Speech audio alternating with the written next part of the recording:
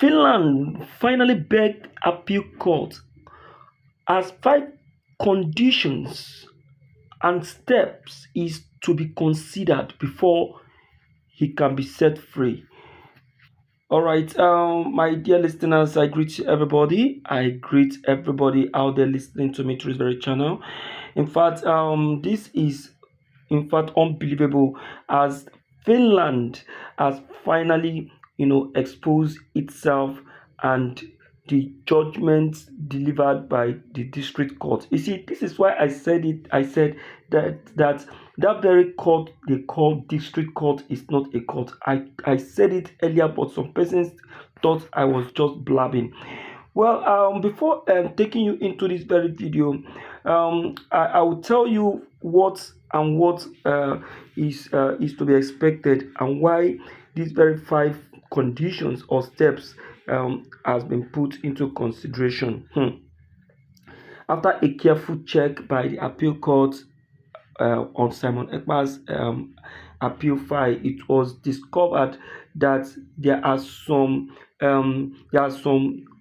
things the district court did not made open in the courts, and these very things that are not made open are the things that would have vindicated Simon Ekpa before the global world. So they decided to keep it away from the eyes of the world so that the world will not see the truth.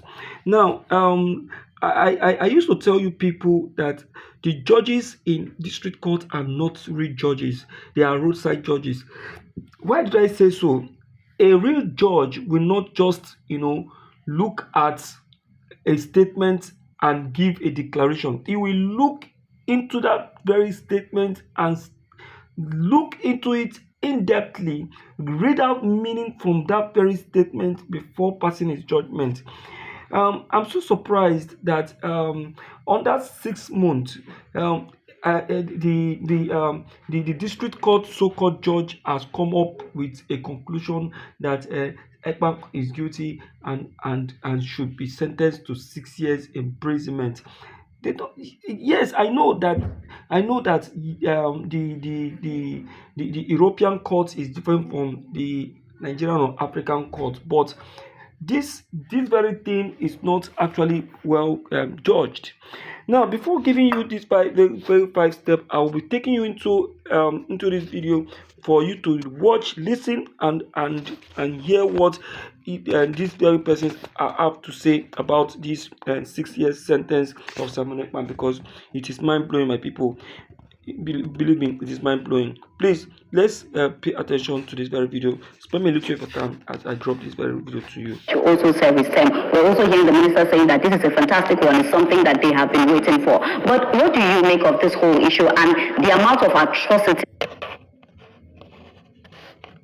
that they have been waiting for? But what do you make of this whole issue and the amount of atrocities that Simon had done? Because of Ekpa, people had died as well. Well, he's not here to whom. He has a right to appeal. After all of this? Yes. Yeah. He still has a right to appeal.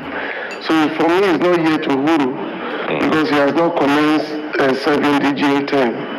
So up until after his appeal, of course, I know he would jump at that window to appeal, against the judgment of the court that sentenced him to jail for 6 years. We have been craving for peace in Nigeria, particularly around the southeast. The southeast used to be, the Japan, the China of Nigeria, where production, local fabrication was very much prominent up until the issue of the ESM came about. Nnamdi Kanu was seen as the head, even though not the founder of IPOP. But after Nnamdi Kanu's arrest, Simon came from nowhere to take over. Even Nnamdi Kanu had severally condemned the activities of the Simon Ekpa'S faction. At the time, I remembered when he did say that if released, that's talking about Nnamdi Kanu now, that is going to tackle all of that, including the activities of Simon Ekpa. In one day. In 24 hours. Yes. You know, at the time we started wondering what was actually going on. Severally, we had this same problem within the security space, where we often arrogate or generalize the activities of insecurity in the Southeast to IPOP, up until IPOP began to deny some of those killings, attacks, particularly on our security agencies. It became very clear when Nnamdi Kanu began to speak against what we thought was his own people. And then Simon Ekpa corroborated that with Simon Ekpa's infamous announcement and using the space provided by the social media to aggravate situations, calling the people of the Southeast and the army to do all kinds of things. My challenge, the issue of providing firearms and ammunition to the group was entirely not the problem of Simon Ekpa. Was entirely almost entirely the problem of the Nigerian government. Why could we not checkmate and police the movement of these firearms and ammunition from wherever they are coming from, particularly through our borders? Why couldn't we checkmate that? Now, if you suspected that some of these things were coming from a Simon Ekpa from Finland, I thought security should have been more, and then the agencies should have been more, up in their activities to checkmating the movement of small arms and light weapons. And the biggest problem we have today in Nigeria is not just the killings of Nigerians, it's the proliferation of small arms and light weapons. Without the proliferation of small arms and light weapons, we won't be having most of these activities, particularly in Southeast and the North, soaring. Nigerians, una don hear? You see, it's good we have reasonable people to speak. Some persons are just, wearing the toga of a lawyer, but they are not lawyers. No wonder the school of thought said it that all are lawyers, but not all can judge issues. Listen to what this man have said. One of the very steps, or one of the very conditions that must be taken into cognizance before Simon Ekpa is released is checkmating of what? Of firearms. Now, the firearms that they are alleging Simon Ekpa of funding, what now? These very firearms, who do we lay the blame on? Is it Simon Ekpa or Nigerian government? Now, they are laying allegation on Simon Ekpa of providing this very fund for these people. How sure are they that it is Simon Ekpa that actually funded the movement of these firearms? Have you forgotten that these Boko people separately were caught red-handed holding and trafficking firearms to the southeast? How sure are they that it is Simon Ekpa that actually paid for the movement of these firearms? Why can't the Nigerian police do their very good job to trace the movement of these firearms and who actually funded it? Hey, God will bless you, sir. See, just give me more of your time because more fact is actually revealed. Take note of this. Checkmating of firearms. I often give an example as a security consultant. If somebody comes to you barehanded to attack you, even if he could beat you, you have the option of running away. But if the man comes to you with a firearm, You cannot run faster than the bullets.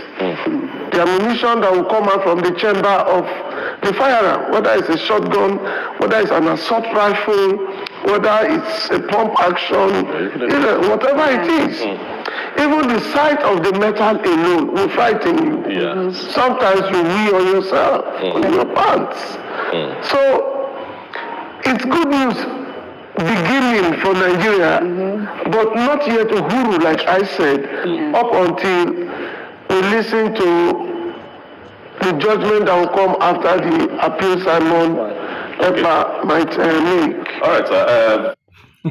Hey, it is not over yet. It is, yes, it is. It could be a good news to Nigerian government, but it is not over until they hear the judgment coming from the appeal court. Let me tell you, appeal court is not a district court. No big backo court like the district courts we just give this very judgment. You see the way this man was reasoning. You heard what he just said. He's a security consultant. That is a clear explanator. He explained it very clearly that there is no way you can tell him that this person is carrying a firearm when he has not, when he has not witnessed or observed it. And when he has not used it on you, did they see Simon Ekpa holding any weapon?